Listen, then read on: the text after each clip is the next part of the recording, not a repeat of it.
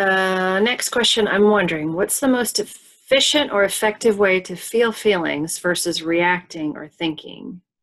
Or maybe the best way to process emotions as they come up, if that makes more sense, rather than be in flight, fight, freeze.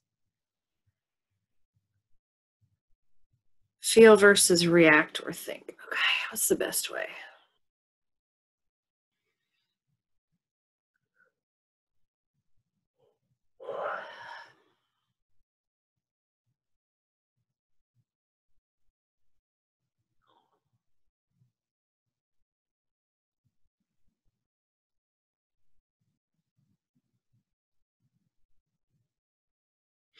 We would say reacting is a very human way to process emotions. It was created as a way for humans to experience and interact with others. However, if your goal is to process, so to speak, rather than react, or rather than be overcome, rather than simply to process, we would say the most effective way would be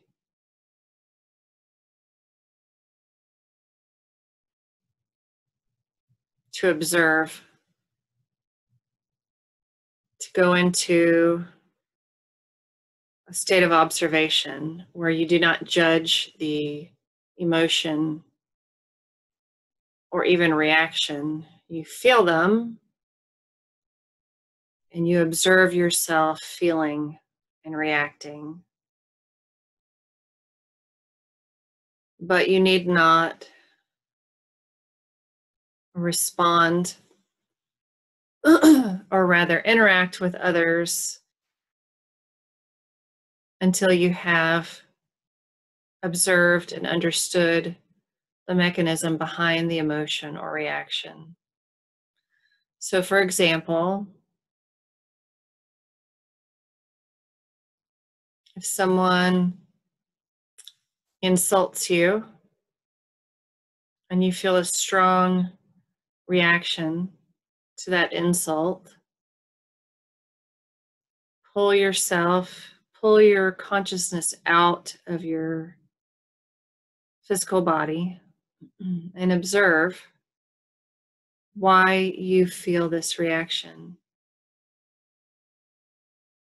Do you feel it is unjust?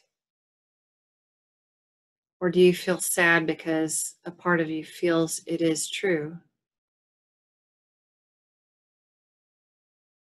We would add that it is not always possible to be an observer while you're processing the emotion. At times you will have to be the human feeling the emotion and reacting to the emotion. And later you can observe the reaction and question the trigger, the reason, the core event, so to speak, that caused that reaction. All emotions, all negative feeling emotions, we would say, are rooted in untrue beliefs about yourself.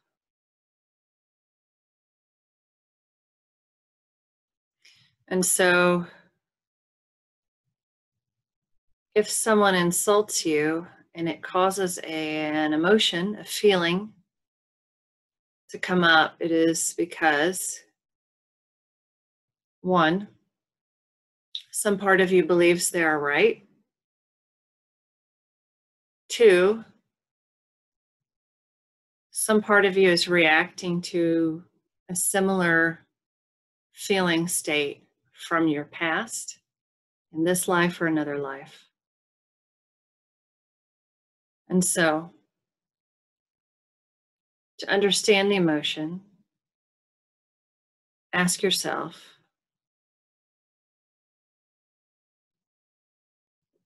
what feeling is this causing within me? Is this causing me to feel judged? Is this causing me to feel unworthy?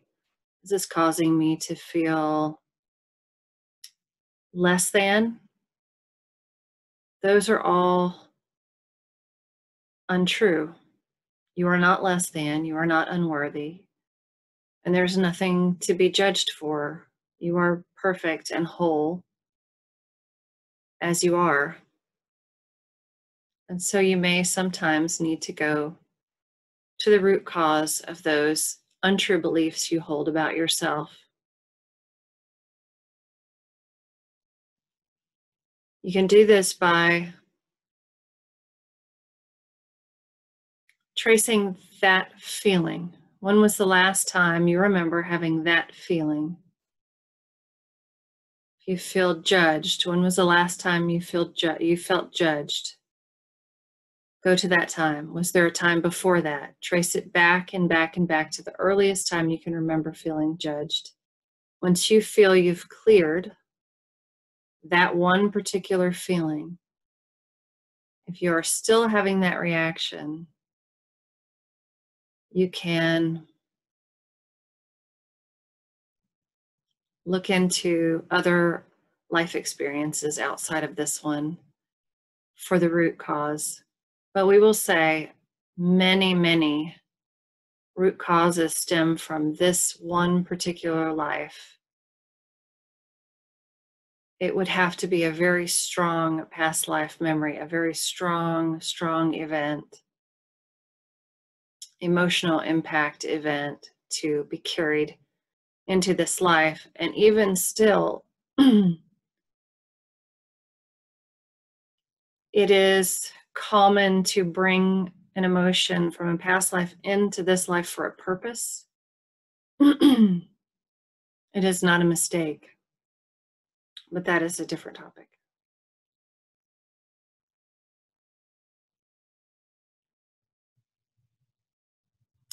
I think they answered that.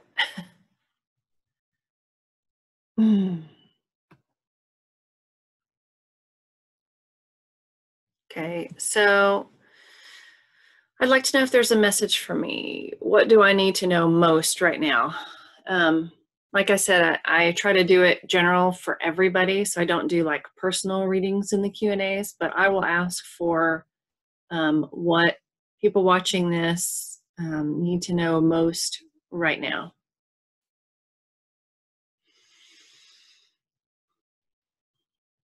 We would say the thing that would benefit you the most to know right now is there is a positive frequency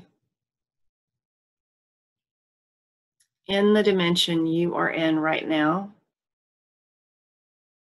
which you can match at any time. It is available to you. Set your intention to stop for 5 minutes, half an hour, however long you would like. Leave your physical vessel.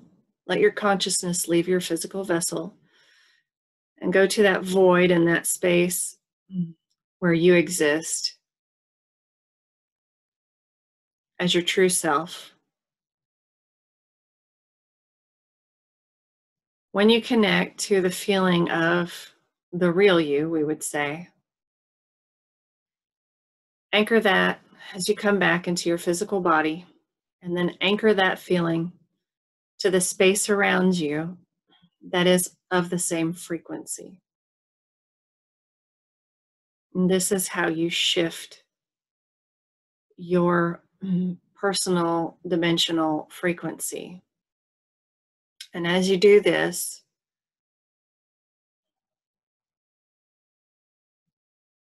we think you will be shocked at how different your experience of your life will be. You will notice things that will be hard to believe. benefits to you personally, good things of a positive vibration. Your job then will be to not dismiss those things or feel unworthy of those things. So, our message to you is find your personal, real frequency, the one that is you, connect it to the energy around you in the physical, and watch for the extreme benefits, and then do not discount them. Well, I don't know about y'all, but I'm trying that.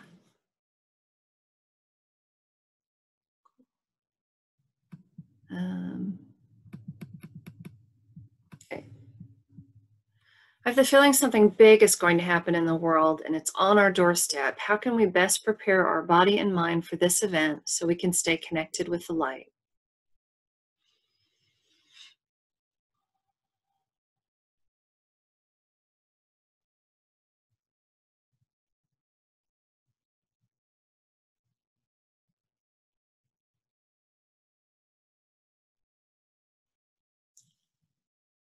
We know it will be funny to hear it put this way, but to stay connected, you must stay connected. You must do the exercise we just gave you to remember who you really are and to anchor it to the positive energy, frequency, and vibration that already exists. It has already been provided for you. It is in your atmosphere, so to speak. It is in the air around you. This is the best analogy we can give. It exists. You only need to connect to it. And when you connect to it, you will, in effect, step into this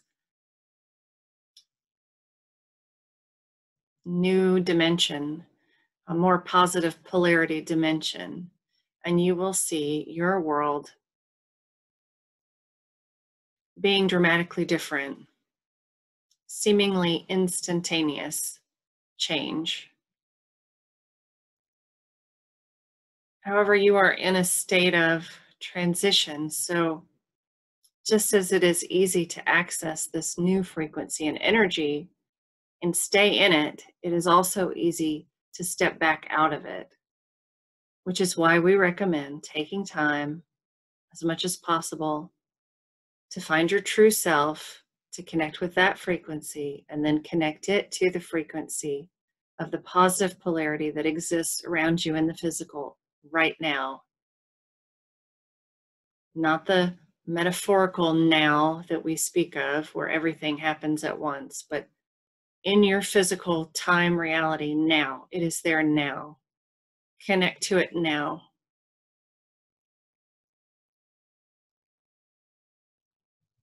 This is the easiest way to make the shift.